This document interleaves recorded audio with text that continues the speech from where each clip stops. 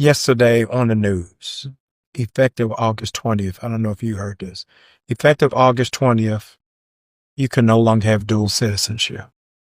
Did you know that? I'm not surprised that Yes. happened. That you have to choose one. Here's the dagger, or lose both. Oof.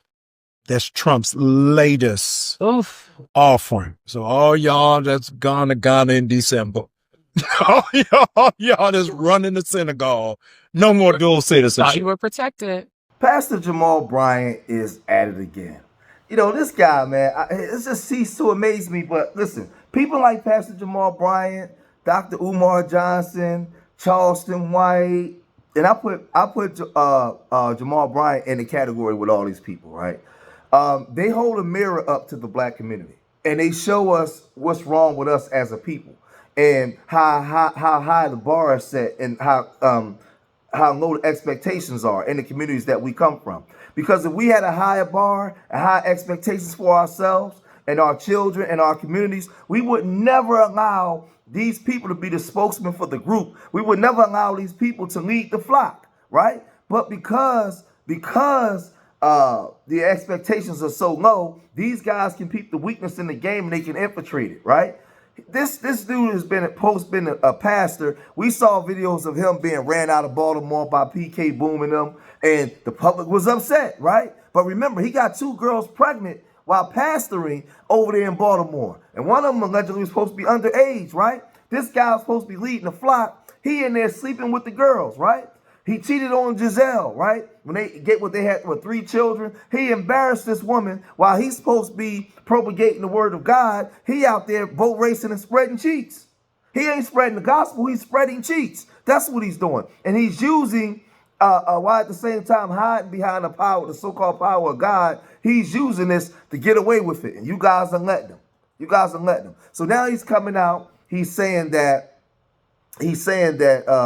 you're going to lose your dual citizenship under Trump. Now, some saying this is true, some saying that this is untrue. But there's starting to be a large portion of black women that's coming out against Jamal Bryant for a lot of wicked things that he's done said and did over time. Check this out. I'm about to say something that's going to make some people feel very uncomfortable, but it needs to be said.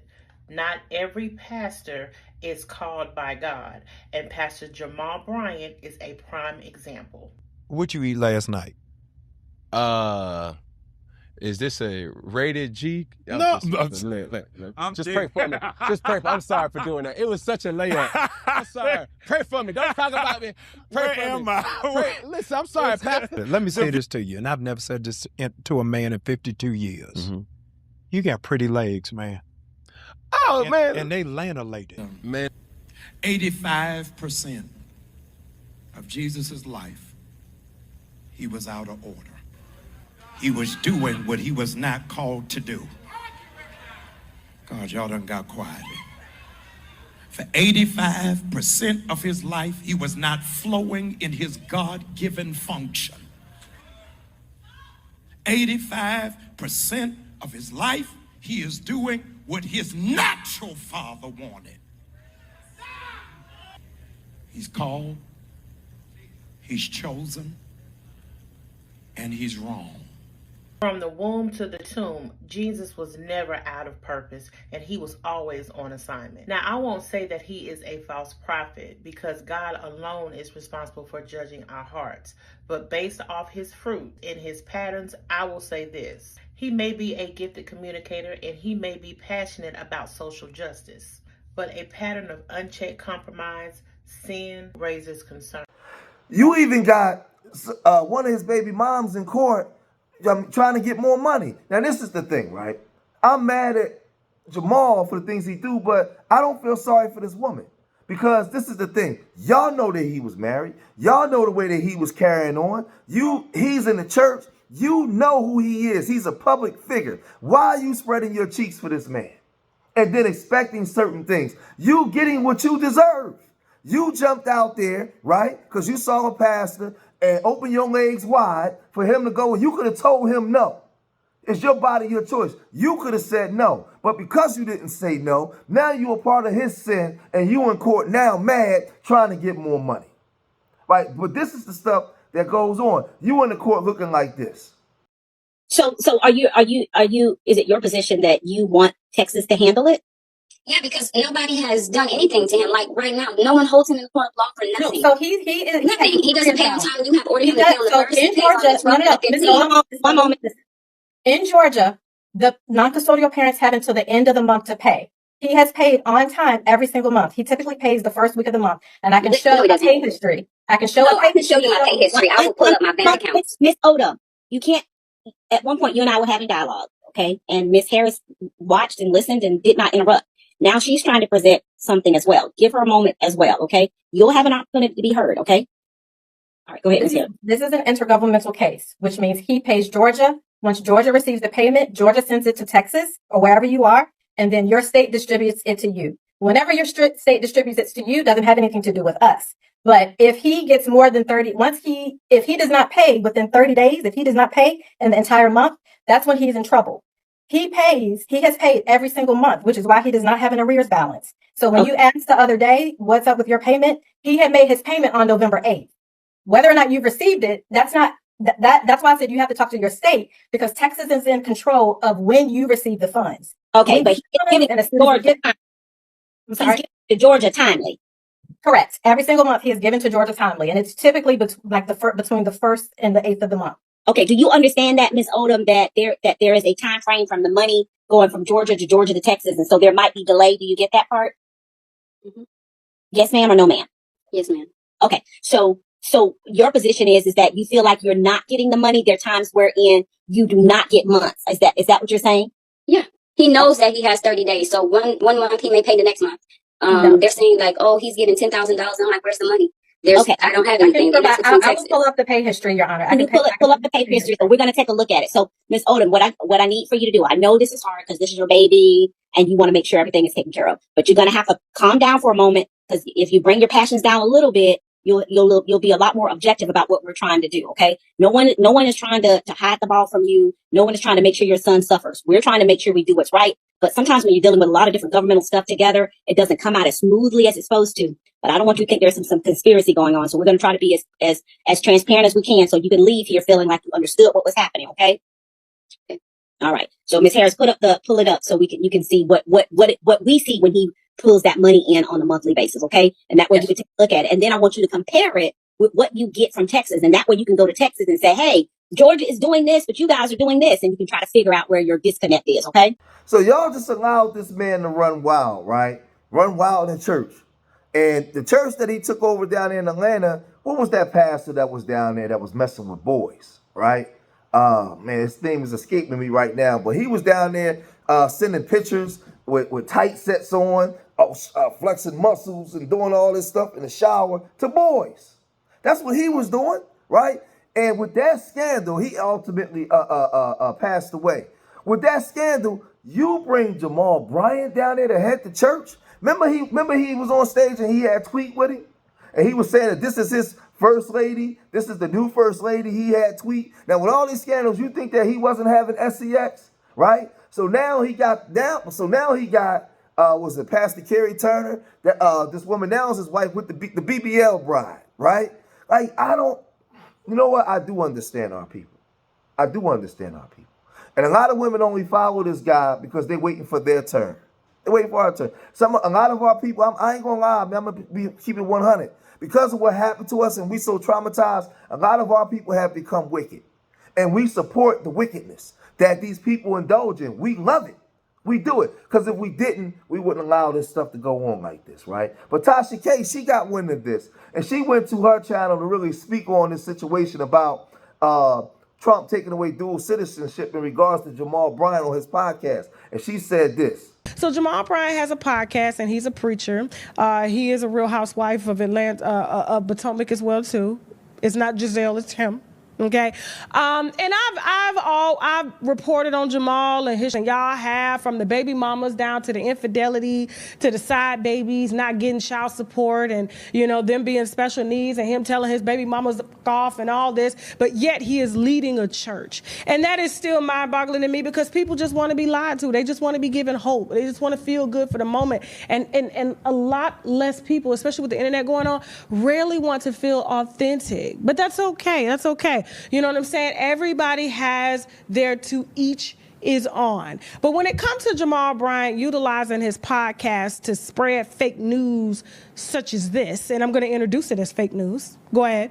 Yesterday on the news, effective August 20th, I don't know if you heard this, effective August 20th, you can no longer have dual citizenship. That you have to choose one. Here's the dagger, or lose both. Oof.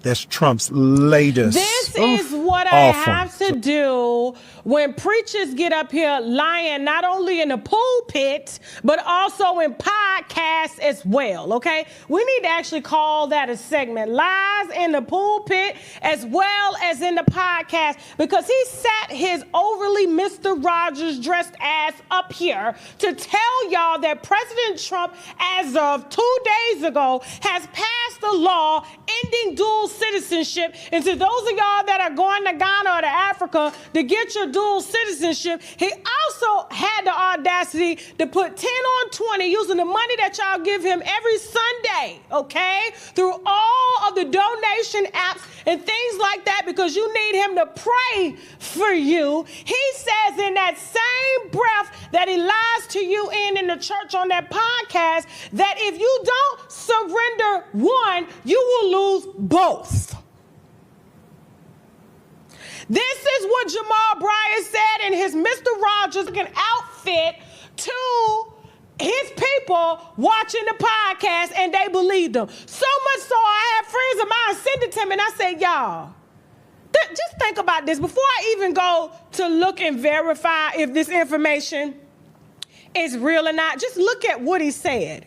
How is it that President Trump is doing away with dual citizenship, and if you have dual citizenship, you have to choose one or the other, and if you don't, you'll lose both? When does he have jurisdiction to take away citizenship if you got it in Ghana? How is he gonna make you lose both? And this is a pastor that y'all are paying every week to lie to y'all and pay for his on the side, because I've never seen a pastor with a BBL. And she praying over y'all too. Let me fix my edges. Lord, I need to put my do-rag back on. Hold on for a second. But I'm here to tell you that everything that Jamal Bryant just said was absolutely fake news. You could have said, anybody could tell that it was fake news just by the way that it was relayed. But when we got somebody that speaks slow, that looks like he's dressed professional, okay? That sounds as if he's articulate, we tend to believe him without even doing research. But that's why you got people such as myself, all right? And so we're going to put it out there. This is fake news. This was an April Fool's joke. An April Fool's joke that went viral, and he caught it yesterday. I don't know if it was somebody on his team that brought him this information, but he needs to research. But this is a person that y'all have elected to tell you about the Bible. Do you still believe him? I rest my case, okay? I'll say this, I agree with Tasha K on this 100%, man. This dude is a charlatan, and this dude is a joke. Y'all remember when he went to the LGBTQ community church and he made the statements he made while preaching, right? And we know, listen, I'm for rights for everybody. I have LGBT members in my community, in my family. That's first cousins, my aunts and uncles' children that I love dearly, right? That I hurt you over. That's my family, right? But I know what the scripture says about the lifestyle. I'm not going to sit here and act like I don't understand. I know exactly what the scriptures say, right? I still love my family. That's between them and the Creator. They whatever the Creator decides with that. I love them. I do judge, right? I'm not for it. I'm against it, but I love my people. I love my people, so I don't discriminate based off of that. That's my family, right? I don't have to agree with it though. But we remember what he said there. We remember he said Countless and just stupid stuff. Now we know that he tries to be a fake activist. We know that he tries to go out of his way to be an activist and be on the front line for the black agenda and black people. But you making all these single moms out here. You're creating all these single mom households while at the same time trying to uplift and propagate the word of God, right? That ain't it. I've been married to the same black woman for 25 years. I don't have a bunch of children just running around here that I done made while on my wife, embarrassing my family like that. I haven't done none of that, right? But yet and still, he can still go from church to church, sleep with women, because there's a lot of other things behind the scenes that I know that he was doing, right? When he was coming here to my city. But we ain't got to get into that. But this dude ain't right, man. He ain't who he say he is, and everybody knows it, but you still follow him and still give him a platform. You are more forgiving to him than you are to your crack-addicted brother that stole your money out the drawer, or your father that wasn't in your life. But you forgive Jamal. This is the hypocrisy that go on in our community and the sickness, right? But I don't rock with nothing this dude has to say, man. But let me know what you guys think, man, about this, man. Let me know what your opinion on this, what Tasha K said in regards to Pastor Jamal Bryant, right, and the BBL wife, right? But if y'all made it this far in the video, hit that like button, subscribe to Street Media TV, leave your comments in the comment section. Let me know what you guys think. And remember, I love y'all. Till next time, peace.